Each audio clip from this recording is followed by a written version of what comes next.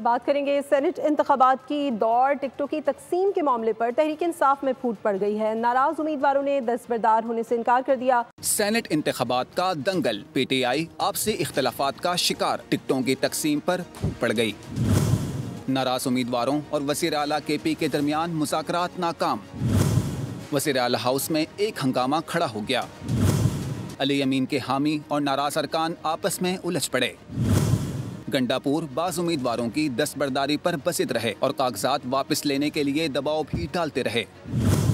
नाराज उम्मीदवारों ने दस्तबरदार होने से साफ इनकार कर दिया। तलखी बढ़ने पर मुताद्दिद अराकीन ने बीच बचाव की कोशिश की। उधर पेशावर के सदर इरफान सलीम के हामी भी मैदान में आ गए। प्रेस कॉन्फ्रेंस में अंदर की बात सामने ले आए। इरफान सलीम का नाम निकाले जाने पर शदीद रद्द अमल आया। हम उस पूरी लिस्ट, वो लिस्ट जो के खान साहब ने मंजूर की थी, हम उसके लिए बिल्कुल अपना मुतालबा कर रहे हैं कि वो लिस्ट वापस रिवाइव की जाए।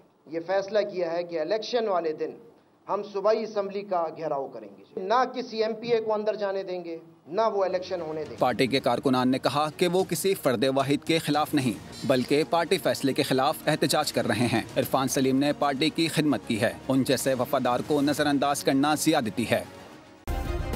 सब्सक्राइब करें और बेल दबाएं ताकि कोई खबर रह न जाए।